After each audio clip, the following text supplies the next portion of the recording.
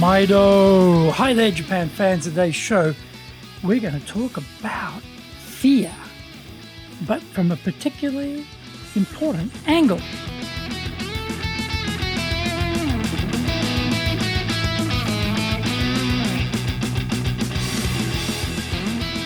Present Master Shimashou. This is the fifth year of the Presentation Japan Series podcast, and we are beaming around the world to you from sunny Minato-ku here in Tokyo. And I'm your host, Dr. Greg Story, Dale Carnegie franchise owner for Tokyo, the president of Dale Carnegie Training Tokyo, Japan, and three-time best-selling author of Japan Sales Mastery, Japan Business Mastery, and Japan Presentations Mastery. And my new book in Japanese, Zaegyo, is now available on Amazon. Through this podcast, I want to help you become a better speaker who is clear, confident, persuasive, and highly influential with those around you. Don't forget to subscribe and share this podcast with your family, friends, and colleagues. We are not being sponsored by Libsyn, but we value your privacy, which is why we have our podcast hosted by Libsyn, who, unlike many other podcast hosts, have a strict policy that does not allow access to your private information by anyone. Here is our daily podcast lineup on iTunes. Mondays, the Cutting Edge Japan Business Show. Tuesdays, the Presentations Japan Series. Every second Tuesday, the Business Tatsujin no Oshie Show. Wednesdays, the Sales Japan Series. Thursdays, the Leadership Japan Series. Every second Thursday, the Business Pro Podcast Show. Fridays, the Japan Business Mastery Show. And Saturdays, Japan's top business interviews. This is episode number 298. We're talking about don't let fear drive unprofessional presentations. Imagine an experienced senior executive from name brand major company giving a 1-minute introduction of the company while holding a piece of paper, reading the introduction to the audience. What would be your impression of that executive, and by extension, the professionalism of that company? I am sure it would be highly negative. If a senior person can't manage a 1-minute talk without reading it, we'll be wondering what sort of people are working there. The problem today is we are awash in high levels of professionalism around presenting from the professionals. Netflix, Disney, Hulu, HBO, etc. are pumping huge budgets into streaming content with unbelievably high production values and oozing with high levels of script quality and professional actor delivery. We become accustomed to these images of professional presenters, and then a lame amateur turns up holding their piece of A4 paper and just destroys their reputation on the spot. Business seems to be the last refuge of scoundrels who cannot present in a professional way, but that is not an acceptable situation. The audience today are heavily armed with mobile phones which can connect them to the internet in seconds. The delights of social media can quickly outweigh the appeal of the speaker and their topic if the delivery isn't professional. Even when the content is good and the delivery is okay, it doesn't hold the audience's attention as it once did.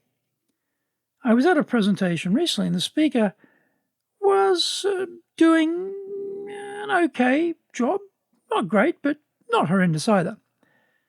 That didn't stop the gentleman sitting next to me at my table from getting out his phone, then his iPad, and later his laptop during the presentation.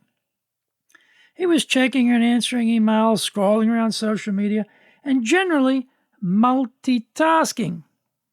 This is the nadir for the speaker, to be reduced to competing for audience attention when they are half listening and are simultaneously busy doing something else. The paper reading speaker, I mentioned earlier puzzled me. So I approached him and asked him why he had to read a 1-minute speech. He told me he was afraid of his English ability. This was an interesting comment because we were famously chatting away in English for about 5 minutes before we got to this gritty subject. I said to him, that was a surprising comment, given his English was absolutely fine. Actually, he didn't need the piece of paper, but his fear of linguistic imperfection was driving his behavior. He had been focused on the wrong thing. Perfection is not required in communication. I know this because my Japanese is certainly not perfect, but I can communicate freely in Japanese and listeners can follow what I am saying. Find out more. We come back from the break.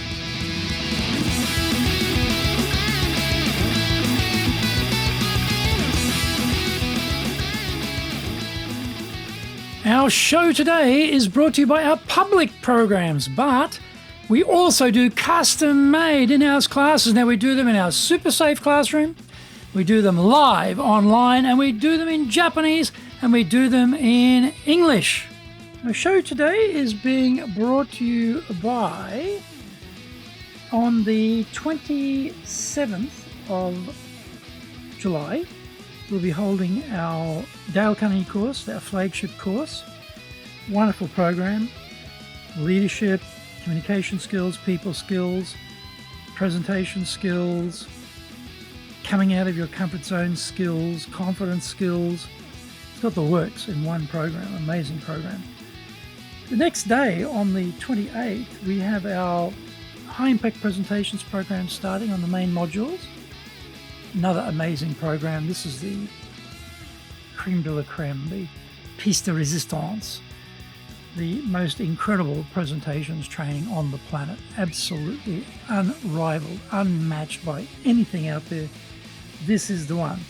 On the 5th of August, we'll be doing our Winning with Relationship Selling program, which again is an unbelievably good sales program.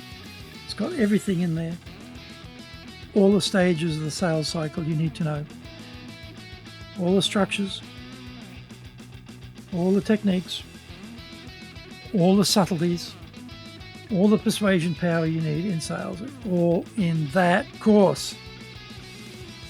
Check out our website at www.dale-carnegie .co.jp. Lots and lots of value for you there. Now, to do better in Japan, email me at greg.story@dalecarnegie.com. Get my best-selling books, Japan Sales Mastery, that's the Bible for selling in Japan, and Japan Business Mastery, and my new book, Japan Presentations Mastery. If you like learning by watching videos, there are over 1,000 there for you at Tokyo, Japan, Dale Carnegie TV on YouTube. We release 3 TV shows every week on YouTube. The Cutting Edge Japan Business Show, which is the premier business show in Japan, comes out Mondays. Fridays, the Japan Business Mastery Show, and Saturdays, Japan's top business interviews, where I interview leaders in Japan from SMEs all the way up to the corporate captains of industry on one topic, leading in Japan. Every second Thursday, we release the Business Pro Television Show. Don't forget, you can email me at greg.story@dalecarnegie.com.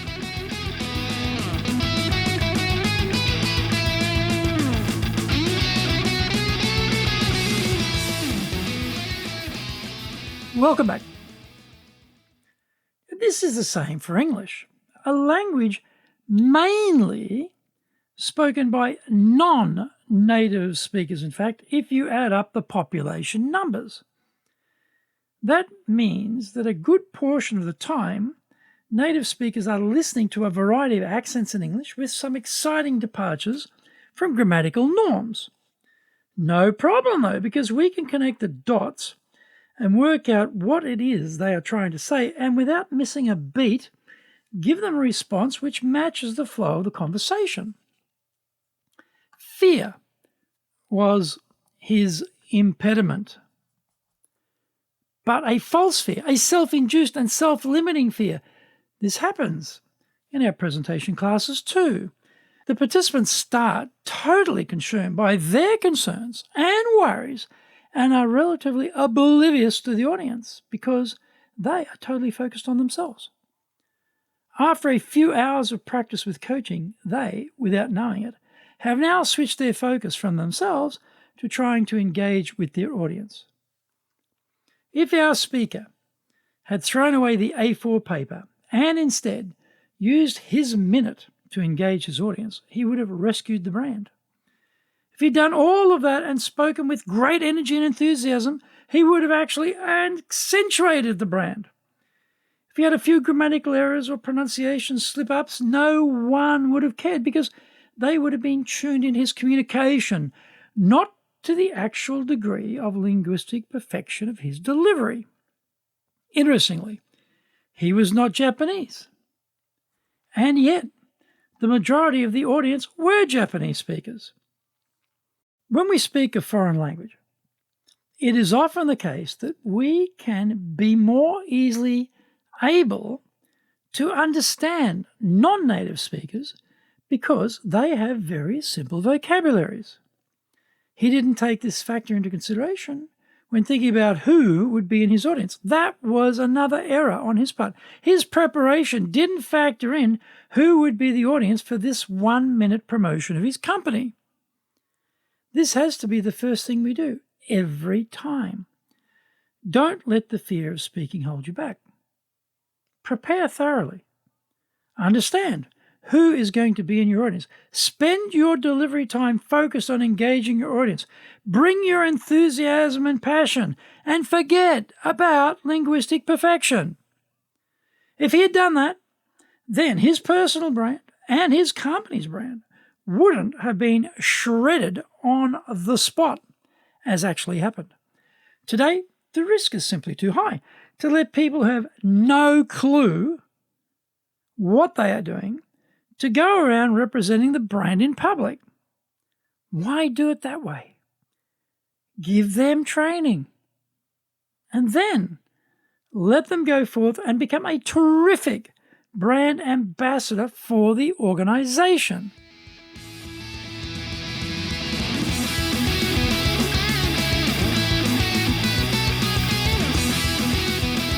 Thank you for joining the Presentations Japan series. If you got value from today's show, spread the love around and share it with your family, friends, and colleagues. Don't forget to subscribe and share this podcast. Immediately apply what you have learned today, use it, and go out there and become a presentations legend. Remember, I'm your corporate coaching and training guy in your corner, committed to your success here in Nippon.